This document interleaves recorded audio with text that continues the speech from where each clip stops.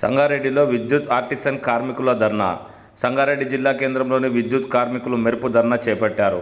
TGSPDCL, TGNPDCL పరిధిలో పనిచేస్తున్న unmanned కార్మికులు ఆర్టిజన్లుగా గుర్తించాలని ధర్నా చేపట్టారు. వెంటనే తమ సమస్యలు పరిష్కరించకపోతే ఈ నెల 30వ తేదీన పెద్ద ఎత్తున ధర్నాతో పాటు వంటవార్పు కార్యక్రమం చేపడతామని హెచ్చరించారు. ఈ కార్యక్రమంలో రవీందర్, ప్రదీప్, చందు, శివరాజ్, ఉమ్మడి మెదక్ జిల్లా secretary Muralimohan, Sangareddy division chairman Firoz, Sangareddy division convener Saibaba, Shailaja, Lakshmi, Hema, Reshma తదితరులు పాల్గొన్నారు.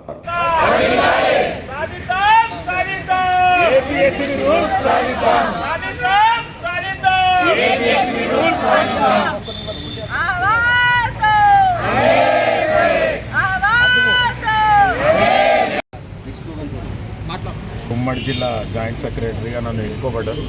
ఈరోజు టీజేఎక్ సందర్భంగా పిలుపు మేరకు 26వ తారీఖు ధర్నా ఉంది, 30వ తారీఖు ధర్నా ఉంది, 2వ తారీఖు వచ్చేసి వంట వార్పు ఉంది, 7వ తారీఖు చలో వరంగల్ ఉంది, 8వ తారీఖు నుంచి మేము అందరం కలిసి ఆర్టిషన్ అంతా టీజాక్ ఫామ్ అయి పిలుపు మేరకు 8వ తారీఖు నుండి కంప్లీట్ స్ట్రైక్లోకి వెళ్ళబోతున్నాము. గత ప్రభుత్వం మమ్మల్ని 17లో రెగ్యులరైజ్ చేసి మమ్మల్ని అందరినీ ఆర్టిషన్గా, కాంట్రాక్ట్ లేబర్ అందరూ ఆర్టిషన్గా కన్వర్ట్ చేశారు. కానీ ఆర్టిజన్గా కన్వర్ట్ చేశారు కానీ ఏ ఒక్క ఫెసిలిటీ కూడా మాకు రెగ్యులర్గా ఉన్నట్టు లేదండి. లీవ్లో ఉండని వ్యత్యాసం ఉంది, జీతంలో ఉండని వ్యత్యాసం ఉంది, ప్రతి దగ్గర వ్యత్యాసం ఉంది, లీవ్స్ లేవు, ఏవి లేవు. మా కార్మికులంతా మేము జాయిన్ అయినప్పుడు 17లో 25,000 మంది ఉండండి. సగం మంది చనిపోయారు, సగం మంది కాళ్ళు చేతులు పోయి వాళ్ళు అంగవైకల్యం పొందారు. గత ప్రభుత్వం ఏదైతే చేసిందో అదేవిధంగా ఇప్పుడున్న ప్రభుత్వం కూడా ఇదే విధంగా చేస్తామంటారు. కానీ వాళ్ళు ప్రజాబాటలో వచ్చినప్పుడు కాంగ్రెస్ రాకముందు బట్టి విక్రమార్ కానీ రేవంత్ రెడ్డి ముఖ్యమంత్రి గారు కానీ ఏం చెప్పారంటే మా గవర్నమెంట్ రాగానే వెంటనే మీ సమస్యలన్నీ తీరుస్తామని చెప్పారు. ఆల్రెడీ వాళ్ళు వచ్చి 2 ఏళ్ళు అయిపోయింది, 2.5 ఏళ్ళు గడుస్తుంది. కానీ వాళ్ళు ఎట్లాంటి అవకాశం మాకు ఇస్తలేరు, మా తర కూడా అసలు కూస్తలేరు. మేము ఈసారి అపాయింట్మెంట్ అయినా వాళ్ళు ఇవ్వట్లేదు. కాబట్టి మేము ఒక టీజాగా 11 సంఘాలు ఏకమై ఈ రోజు నుంచి కార్యాచరణ శురు చేసినామండి. ఒకవేళ మా డిమాండ్లు గిట్ట కన్సిడర్ చేయకపోతే, చర్చలు ఇక్కడ విఫలమైతే మాత్రం ఖచ్చితంగా 8వ తారీఖు నుంచి మేము ఆర్టీసీలో మన ఎలక్ట్రిసిటీ బోర్డులో మందాకారం చేసేస్తాం. కరెంట్ అయితే ఉండదని ఈ సమాముఖంగా మేము తెలియరు.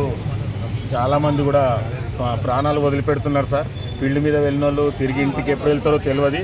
ఒకవేళ వాళ్ళు చనిపోతే మాత్రం వాళ్ళ భార్యలకు డిగ్రీలు ఉన్నా, బీటెక్లు ఉన్నా కూడా గ్రేడ్ 4 అంటే ఒక ఆర్టిషియన్ బతిగా 40,000 తీసుకుపోయే వ్యక్తి చనిపోతే ఇంటి యజమాని వాళ్ళ భార్యకు 4th గ్రేడ్ ఇస్తారు. అంటే 10,000 జీతం సార్ వాళ్ళకు.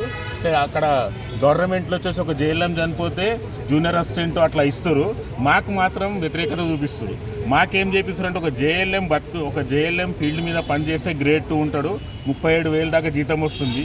ఆ ఇంటి యజమాని కోల్పోయినాక వాళ్ళ భార్యకు, కూతురుకు ఉద్యోగం ఇస్తే గ్రేడ్ 4 ఇస్తారు, 10,000 జీతం ఇస్తారు సార్.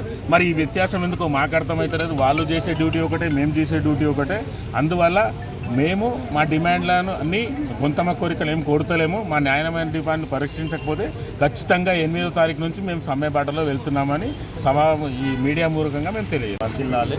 మా న్యాయమైన డిమాండ్లను ప్రభుత్వం కానీ యాజమాన్యం కానీ పట్టించుకున్నందువల్ల మేము సమ్మెలకు వెళ్లాల్సి వస్తుంది. 2వ తారీఖు వరకు మాకు పాజిటివ్ ఎలాంటి సమాచారం రాకపోతే 8వ తారీఖు నుంచి డైరెక్ట్ సమ్మెలకు వెళ్తున్నాము.